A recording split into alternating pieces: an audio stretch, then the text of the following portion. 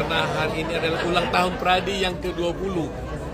Ya, nggak terasa 20 itu sudah bukan lagi ABG ya, sudah dewasa dia kalau 20. Jadi kami melaksanakan ulang tahun ini di tempat ini, di kantor kami sendiri dengan sederhana, hanya potong tumpeng, ya kan? Tapi doanya semangat, doanya besar, doanya meriah. Kiranya Tuhan akan mendengar doa kami agar Pradi ini tetap maju ke depan dan bisa meningkatkan kualitas advokat Indonesia sehingga Pradi dapat berbakti kepada masyarakat, bisa memberikan pelayanan hukum kepada masyarakat.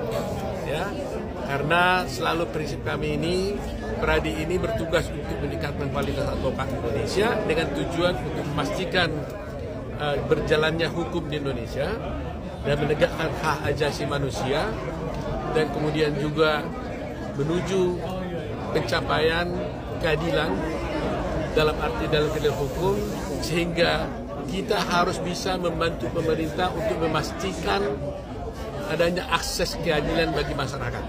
Itu yang utama. Pak, suka dukanya Pak selama 20 tahun kan tadi Bapak bilang jerih payah Bapak pakai duit sendiri, biaya sendiri semuanya Pak. Selama 20 tahun akhirnya 20 tahun Pradi dikenal oleh masyarakat Pak, membantu masyarakat. Ya, pertama kali kan Pradi ini kan berdiri kan nggak ada uang. Nah, ya kan?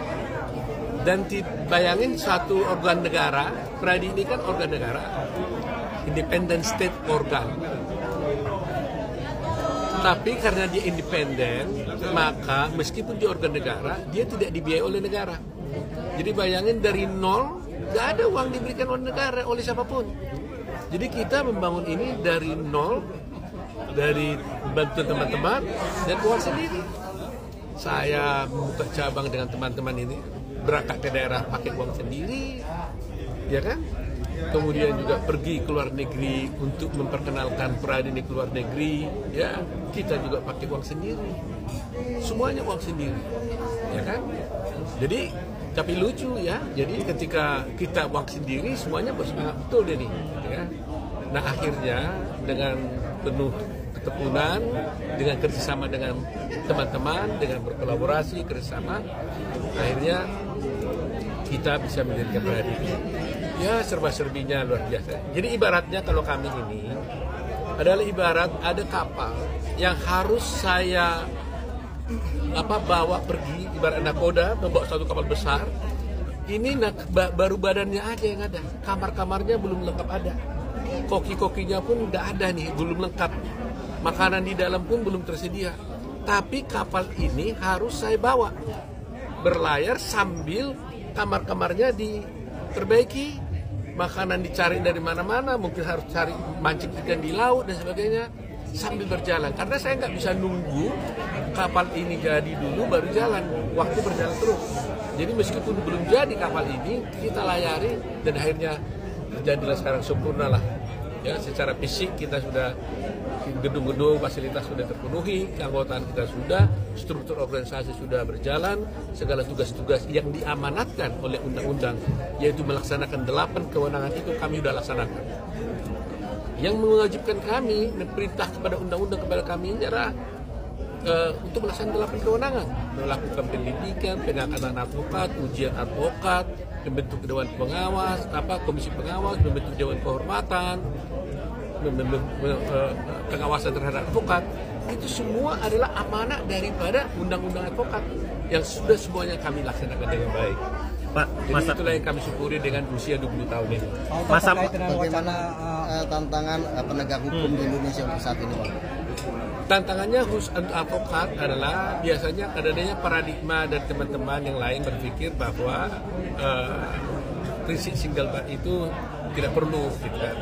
Saya bilang undang-undang advokat kita kan masih single bar. Nah, kedua saya sudah jelaskan bahwa yang penting sebenarnya tujuannya untuk mendirikan single bar ini adalah untuk mencari keadilan, untuk kepentingan Pradi. Gak ada urusannya dengan kepentingan Pradi, tapi untuk kepentingan mencari keadilan. Nah, tantangannya pada penegakan hukum adalah kalau advokatnya tidak berkualitas, dia tidak akan bisa menjalankan hukum itu dengan baik.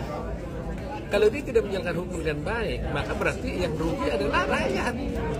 Saya selalu ingat dengan perkataan Pak Prabowo, kita harus berpihak kepada rakyat. apapun polisi, apapun kebijakan yang dilakukan oleh pemerintah selalu harus berpihak pada rakyat. Itu yang disampaikan oleh Pak Prabowo kepada saya. Dan itulah juga yang dilaksanakan di Peradi ini. Apapun yang harus kita jalankan dalam proses advokat ini harus berpihak kepada rakyat. Nah, oleh karena itu perjuangan terhadap single bank itu adalah keberpihakan kepada rakyat. Jangan sampai ada advokat yang tidak berkualitas sehingga merugikan kliennya. Kliennya itu adalah masyarakat.